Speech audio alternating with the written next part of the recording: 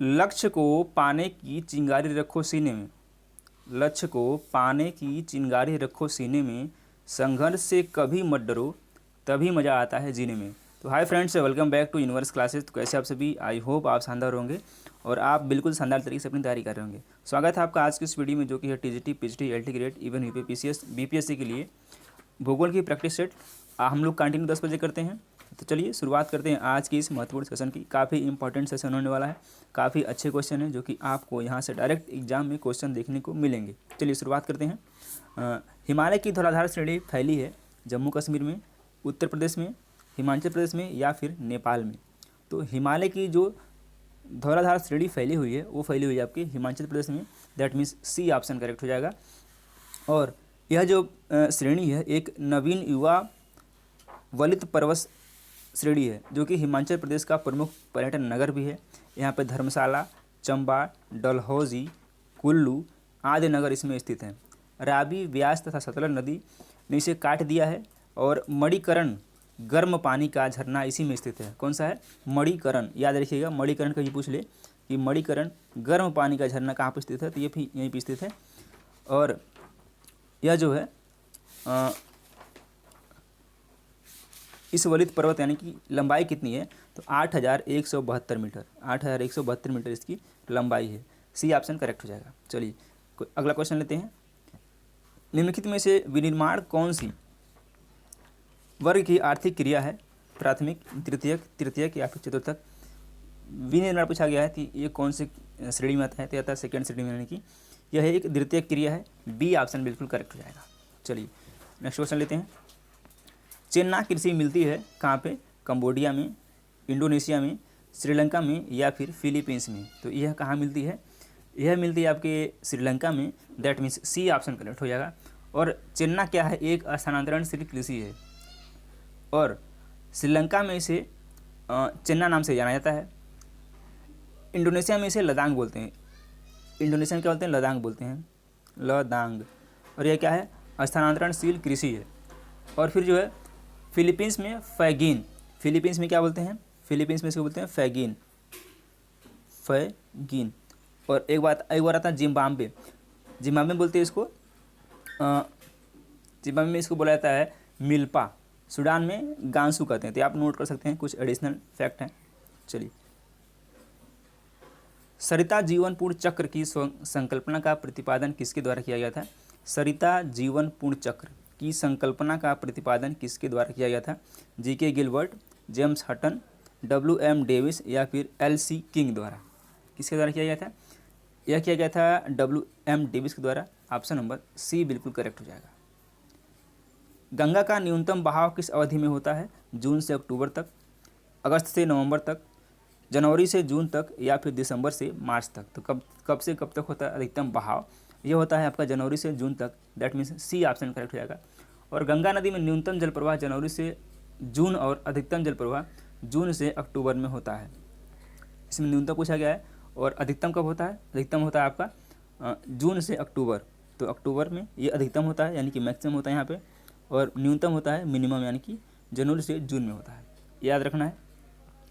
किसी नदी के जल के मौसमी प्रवाह प्रतिरूप उसकी प्रवृत्ति कहलाती है। हिमालय का प्रायद्वीपीय नदियों की प्रवृत्ति में अंतर होता है। चलिए अगला क्वेश्चन लेते हैं। लदांग चलवासी कृषि संबंधित है। अभी हमने इसको डिस्कस किया है। यह कहाँ पर स्थित है? यह संबंधित है मलेशिया से। ऑप्शन नंबर बी करेक्ट हो जाएगा, लदांग कृषि। और आइए बात कर लेते हैं इंडोनेशिया में से क्या बोलते हैं। इंडोनेशिया में हुमा बोलते हैं, ब्राज़ील में रोका, मलेशिया में लदांग और श्रीलंका में चेना बोला जाता है। याद रखेंगे, इंपॉर्टेंट क्वेश्चन है। अगला क्वेश्चन लेते हैं। ग्रामीण अधिवासियों के स्थानिक वितरण प्रतिरूप का सबसे अच्छा अवलोकन किया जाता है दीवारी मानचित्र द्वारा, भू संपत्ति मानचित्र द्वारा, स्थलाकृति मानचित्र द्वारा या फिर एटलस मानचित्र के द्वारा। तो किसके द्वारा किया जाता है? यह किया जाता है स्थलाकृति मानचित्र के द्वारा। दैट मीन्स सी ऑप्शन बिल्कुल करेक्ट हो जाएगा। चलिए अगला क्वेश्चन लेते हैं। निम्नलिखित मानचित्र प्रक्षेपों में से कौन विश्व में गेहूं की कृषि को दर्शाने के लिए सबसे उपयुक्त है? समक्षेत्र, बेलनाकार, मालवीड, साइनोसॉइडल या फिर मर्केटर। तो कौन सा सबसे इम्पोर्टेंट है? यह जो है यह है मालवीड। That means B option will be right. विश्व में गेहूं की कृषि को मालवीड तथा साइनोसॉइडल दोनों की प्रक्षेपों पर प्रदर्शित किया जाता है। किसको? गेहूं की कृषि को। परंतु साइनोसॉइडल प्रक्षेप की अपेक्षा मालवीड प्रक्षेप अधिक उपयुक्त है। इसकी अपेक्षा ये मालवीड अधिक उपयुक्त है, इसीलिए ऑप्शन नंबर बी करेक्ट है। अनेक परिवहन मार्गों के मिलन स्थल पर निम्नलिखित में से किस अधिवास प्रतिरूप का निर्माण होता है? ताराकृति, रेखीय, गोलाकार या फिर आयताकार? किसकी होती है? ये होती है ताराकृति। ऑप्शन नंबर ए करेक्ट हो जाएगा। जहाँ बहुत सी सड़कें मार्ग आकर मिलती है वहाँ ताराकृति अधिवास प्रतिरूप का निर्माण होता है। क्या? जहाँ सड़कें अधिकतर आकर मिलती हैं। इन महासागरीय निक्षेपों में ग्लोबिजेरिना निक्षेप है, अकार्बनिक निक्षेप, जैविक निक्षेप, सागर तटीय निक्षेप या फिर भूपीज निक्षेप? यह क्या है? यह है जैविक निक्षेप। ऑप्शन नंबर बी बिल्कुल करेक्ट हो जाएगा। सूची 1 को सूची 2 से मिलाना। एक तरफ दिया है कृषि क्षेत्र जिसका नियोजन, और दूसरी तरफ आइए देख लेते हैं क्या है। कृषि क्षेत्र नियोजन ये किससे रिलेटेड है? यह रिलेटेड है आपके खंडीय नियोजन से। ऊर्जा आपूर्ति आपके रिलेटेड है आपके प्रयोजनवादी, यानी कि ए का 2 हो जाएगा। और ऊर्जा आपूर्ति किससे संबंधित है? यह संबंधित है प्रयोजनवादी नियोजन से। और ग्रामीण विकास नियोजन यह रिलेटेड है आपके व्यापक नियोजन से। और आर्थिक नियोजन ये संबंधित है आपके स्थानीय नियोजन से। दैट मीन्स ए का 2, बी का 1, सी का 3 और डी का 4, यानी कि ऑप्शन नंबर ए बिल्कुल करेक्ट हो जाएगा। चलिए, मछली पकड़ना किसके अंतर्गत आता है? प्राथमिक गतिविधि, द्वितीयक गतिविधि, तृतीयक गतिविधि या फिर चतुर्थक गतिविधि? तो किसके अंतर्गत आता है? यह आता है प्राथमिक गतिविधि के अंदर। ऑप्शन नंबर ए करेक्ट हो जाएगा। मछली पकड़ना प्राथमिक गतिविधि के अंतर्गत आता है। कृषि, लकड़ी काटना, वन खनन, मत्स्य उत्पादन, आखेट, पशुचारण आदि जो इतनी चीज़ें हैं ये आती हैं प्राथमिक व्यवसाय के अंतर्गत। फिर से रिपीट कर रहा हूँ, कृषि, लकड़ी काटना, वन खनन, मत्स्य उत्पादन, आखेट, पशुचारण किस में आती हैं? ये आती हैं प्राथमिक गतिविधि के अंतर्गत। ऑप्शन नंबर ए इसमें का करेक्ट हो जाएगा।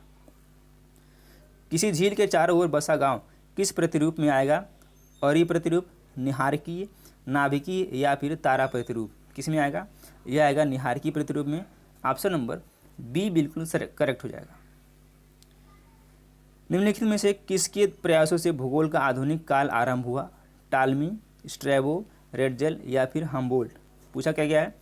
किसके प्रयासों से भूगोल का आधुनिक काल आरंभ हुआ? ये कौन थे? ये थे हम्बोल्ट। डी ऑप्शन करेक्ट हो जाएगा। हम्बोल्ट ने भौतिक भूगोल, जलवायु भूगोल एवं वनस्पति भूगोल के विकास में महत्वपूर्ण योगदान दिया है। इसी कारण इसे आधुनिक भूगोल का संस्थापक कहा जाता है। इन्होंने ही भूगोल की 7 पक्षी संकल्पना का प्रतिपादन किया था। यह आगमन विधि के समर्थक थे। कौन थे? कभी भी आपसे पूछ ले कि आगमन विधि के समर्थक कौन थे? ये थे हम्बोल्ट। और इसका जो करेक्ट आंसर है ऑप्शन नंबर डी हम्बोल्ट हो जाएगा। अगला क्वेश्चन लेते हैं। औद्योगिक उत्पादन तंत्र के लागत इनपुट ग्राफ के संबंध में निम्नलिखित में से कौन सा सही है जिसमें उत्पादन को अधिकतम करने वाला लाभ बिंदु, जहां सीमांत लागत सीमांत आय के बराबर नहीं है, सीमांत लागत सीमांत आय के बराबर है, औसत लागत औसत आय के बराबर है, या फिर कुछ लागत कुल आय के बराबर है? तो इसका करेक्ट आंसर कौन सा हो जाएगा? हो जाएगा बी, सीमांत लागत सीमांत आय के बराबर है। बी ऑप्शन करेक्ट हो जाएगा। औद्योगिक उत्पादन तंत्र के लागत इनपुट ग्राफ में जब सीमांत लागत सीमांत आय के बराबर हो तो वह उत्पादन को अधिकतम करने वाला बिंदु होगा, यानी कि सीमांत लागत सीमांत आय के बराबर हो। चलिए, उम्मीद करते हैं आज का सेशन आपको पसंद आएगा। सेशन यदि पसंद आए तो वीडियो को लाइक ज़रूर करें, और चैनल को अभी तक आपने सब्सक्राइब किया है सब्सक्राइब करके बेल आइकन प्रेस करें, जिससे कि आपको सबसे पहले नोटिफिकेशन मिल पाए। मिलते हैं शाम को इतिहास के प्रैक्टिस सेट के साथ। तब तक के लिए अपना ख्याल रखें, पढ़ते रहें। धन्यवाद। ब्रह्मपुत्र नदी किस प्रकार की नदी का उदाहरण है? परवर्ती नदी, प्रत्यानुवर्ती नदी, पूर्ववर्ती नदी या फिर अध्यारोपित नदी? तो जो ब्रह्मपुत्र नदी है वह उदाहरण है एक पूर्ववर्ती नदी का। तो इस तरह से सी ऑप्शन तो करेक्ट है। और इसकी लंबाई जो है कितनी है? 2900 किलोमीटर है। इसका उद्गम लंबाई कितनी है? ब्रह्मपुत्र की बात हो रही है, लंबाई इसकी है 2900 किलोमीटर। और जो इसका उद्गम है वह होता है कैलाश पर्वत में मानसरोवर झील के निकट स्थित चेमायुंगडुंग हिमनद से होता है, यानी कि चेमायुंगडुंग ग्लेशियर से होता है, जो कैलाश पर्वत श्रेणी में मानसरोवर झील के निकट में स्थित है। ये आप इन्फॉर्मेशन आपको नोट कर सकते हैं इसको। रबड़, रोजवुड, ताड़ एवं महोगनी वृक्ष निम्नलिखित में से किस एक से संबंधित है? उष्णकटिबंधीय मानसून वनों से, पतझड़ वनों से, टैगा वनों से या फिर उष्णकटिबंधीय सदाबहार वनों से। तो यह उष्णकटिबंधीय सदाबहार वनों से रिलेटेड है। डी ऑप्शन क्या है? करेक्ट है। विश्व में बागाती कृषि के मुख्य क्षेत्र निम्नलिखित में से कहाँ स्थित हैं? भूमध्य सागरीय प्रदेश में, शुष्क क्षेत्र में, शीतोष्ण प्रदेश में या फिर उष्ण प्रदेश में। तो विश्व में जो बागाती कृषि के मुख्य क्षेत्र हैं वह स्थित हैं उष्ण प्रदेश में। डी वाला ऑप्शन हमारा करेक्ट है।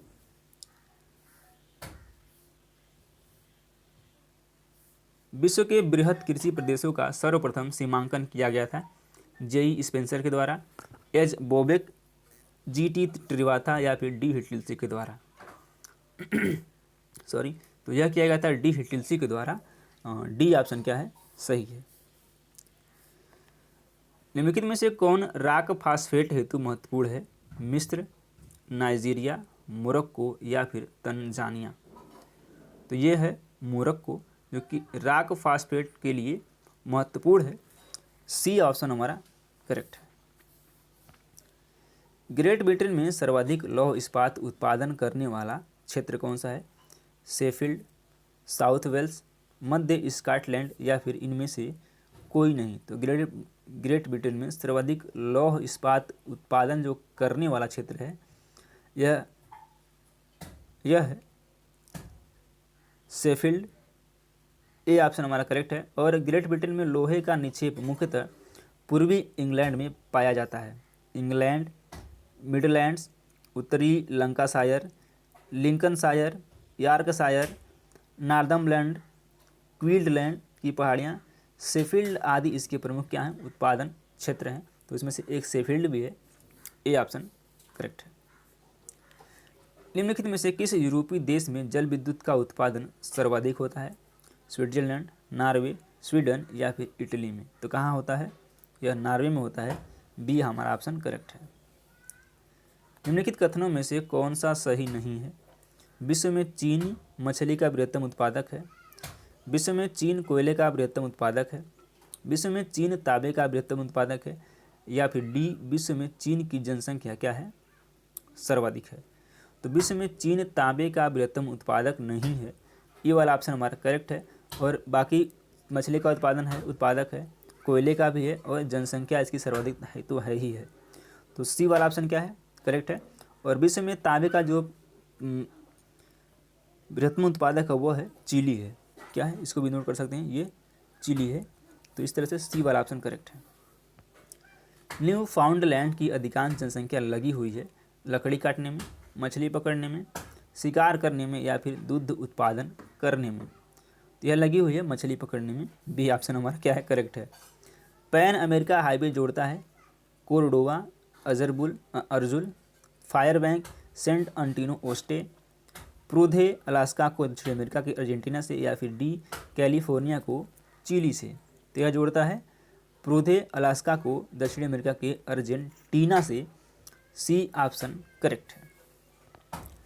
ट्रांस साइबेरियन रेलवे किस स्थान को जोड़ती है?